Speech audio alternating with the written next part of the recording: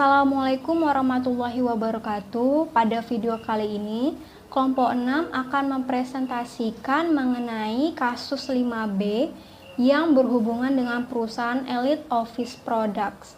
Sebelum kami membahas lebih lanjut kelima soal yang ada, saya Linda Rahayu akan sedikit menjelaskan terlebih dahulu mengenai bacaan yang terdapat di dalam kasusnya, yaitu perusahaan Elite Office Product yang bergerak di beberapa sektor.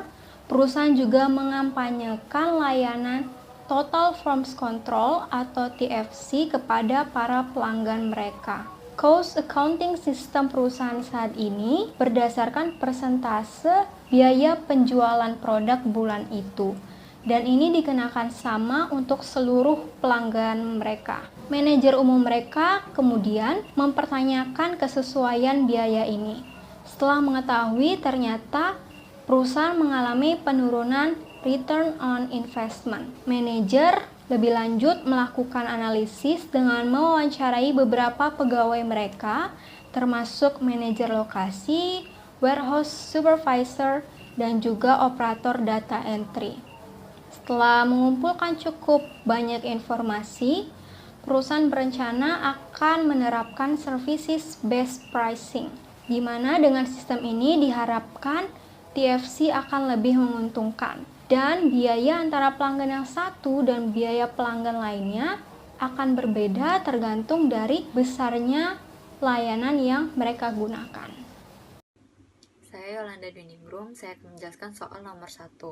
Pertanyaannya yaitu, dengan menggunakan informasi dalam teks dan dalam tampilan 5, hitung biaya layanan berbasis ABC untuk bisnis TFC. Nah, jawabannya itu yang pertama, biaya penyimpanan. $1.550.000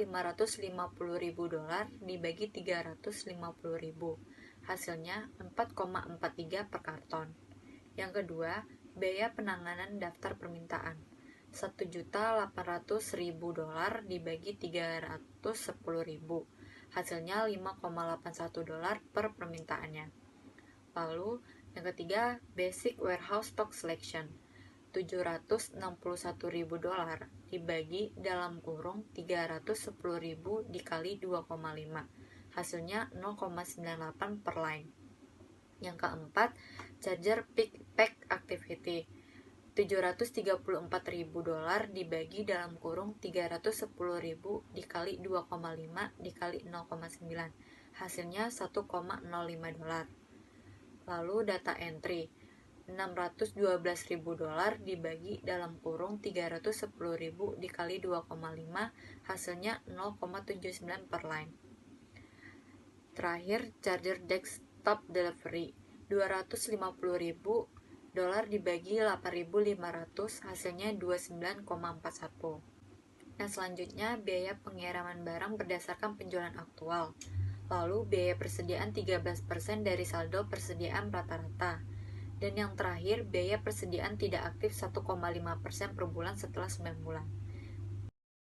Baiklah, saya Maimunatul Zakia. Saya akan melanjutkan soal nomor 2. Dengan menggunakan sistem penetapan biaya baru, hitung biaya layanan distribusi untuk customer A dan customer B. Seperti diketahui dalam soal, customer A memiliki requisition sebesar 364 dari 910 lines, inventory sebanyak 350 karton dengan balance $15.000, dan total biaya angkut sebesar $2.250. Untuk customer B, requisition sebanyak 790 dari 2.500 lines, inventory 700 karton dengan balance 50.000 dan biaya angkut sebesar 7.500, dan request desktop sebanyak 26 kali. Sehingga biaya layanan distribusi untuk customer A untuk storage cost 350 karton dikali $4,43. $4,43 didapati dari soal nomor 1 yang telah dijelaskan sebelumnya. 350 karton dikali $4,43 hasilnya $1.550,5. Requisition handling 364 requisition dikali $5,81 hasilnya $2.114,84.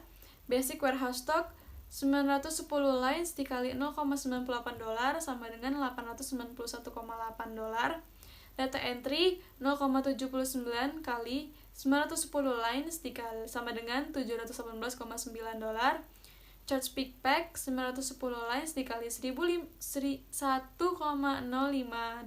hasilnya $955,5. Freight charge-nya sebesar $2.250. Cost inventory 15.000 dikali 13%, hasilnya $1.950. Totalnya $10.431,54. Inilah biaya layanan distribusi untuk customer A.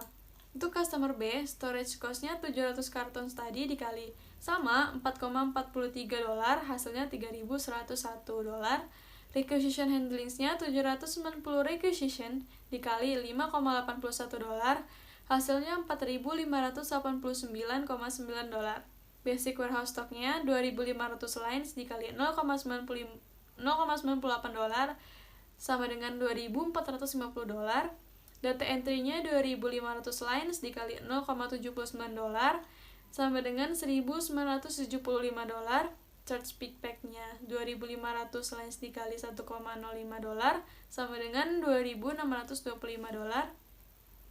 Freight charge-nya sebesar $7.500. Cost of inventory $50.000 dikali 13% sama dengan $6.500. Charge desktop-nya 26 desktop dikali $29,41, hasilnya $764,66. Totalnya $29.505,56. Inilah biaya layanan distribusi untuk customer B. Selanjutnya, soal nomor 3 akan dijelaskan oleh teman saya, Hardan. Terima kasih. Saya Hardan Syeful Akbar, NIM 49, akan melanjutkan presentasi dari kelompok 6. Saya akan menjawab nomor 3 dan nomor 4. Masuk ke pertanyaan nomor 3.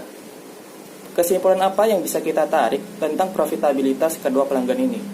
Dari kasus yang telah diberikan kepada kita, dalam hal profitabilitas kita bisa melihat, dibandingkan pelanggan B, pelanggan A menggunakan cost yang lebih kecil untuk servis yang diberikan oleh Elite. Jika menggunakan ABC pada servis, tentu pelanggan B punya potensi memberikan revenue yang lebih besar pada Elite. Bahkan, Elite bisa meningkatkan pembelian karena dilihat dari jumlah pembelian pelanggan B lebih banyak daripada pelanggan A. Jika jadi, ada kemungkinan bahwa pelanggan A bisa meninggalkan Elite dan memilih supplier lain karena diketahui pelanggan A ini memiliki ketergantungan yang rendah pada Elite. Jadi jika dia melepaskan hubungannya dengan Elite, itu tidak membuat kerugian pada pelanggan A. Lanjut ke nomor 4. Pertanyaan nomor 4 yaitu sebaiknya apakah sebaiknya TFC mengimplementasikan sistem harga SBP? Menurut kami ya, TFC harus mengimplementasikan SBP. Walaupun hal ini tidak menjamin profitabilitas TFC akan meningkat. Namun dengan ini, SBP akan memberikan kontribusi besar pada net sales dari TFC. Ditambah dengan bantuan dari ABC System yang bisa mengetahui pelanggan yang memberi keuntungan atau tidak. Sekian dari saya, akan dilanjutkan oleh teman saya untuk nomor 5-nya. Saya Linda akan melanjutkan pembahasan ke soal 5, yaitu saran manajerial untuk bisnis TFC dan bagaimana bagan 1 berhubungan dengan pertanyaan ini. Bagan 1 menampilkan value chain dan menjabarkan pula aktivitas apa saja yang terdapat di dalam TFC chain. Ada 6, mulai dari storage and inventory sampai dengan pengiriman. Saran kami, perusahaan perlu menyelaraskan strateginya dan menerapkannya pada tiap-tiap aktivitas yang terdapat di dalam value chain. Apakah akan menggunakan strategi keunggulan biaya atau keunggulan diferensiasi dan memastikan tiap-tiap aktivitasnya mampu menciptakan nilai tambah bagi pelanggan sehingga keunggulan kompetitif dapat tercapai. Kami menjabarkan pula lebih lanjut strategi yang bisa dijadikan pilihan bagi perusahaan.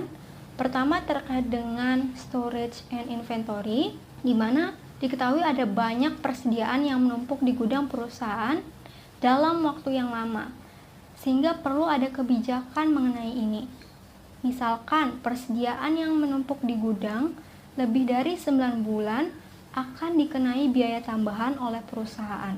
Saran lain terkait dengan pengiriman, di mana manajer mereka khawatir bahwa penetapan harga berbasis layanan akan menyebabkan banyak penolakan dari pelanggan mereka, terutama kepada pelanggan yang dikenai kenaikan harga. Oleh karenanya, perusahaan perlu melakukan pemetaan lokasi di mana sebagian besar pelanggan mereka berada, sehingga jasa pengiriman reguler dapat diterapkan, dapat dipilih tanpa kehilangan sebagian besar pelanggan mereka. Saran terakhir yang dapat kami berikan yaitu terkait dengan aktivitas entry data, di mana diketahui bahwa ada banyak biaya tenaga kerja yang dihabiskan pada bagian ini. Padahal berdasarkan wawancara dengan operator, bagian ini tidak memerlukan banyak tenaga kerja karena umumnya operator sudah mengetahui atau mengenal dengan baik informasi customer mereka. Oleh karenanya, kami menyarankan perusahaan dapat menggunakan teknologi pada bagian atau aktivitas ini sehingga konsep self-entry bisa diterapkan, di mana nantinya customer akan menginput sendiri informasi mereka dan informasi ini otomatis maupun terintegrasi dengan sistem perusahaan. Sekian yang dapat kelompok 6 jelaskan mengenai kasus perusahaan Elite Office Products. Terima kasih sudah menonton video kami.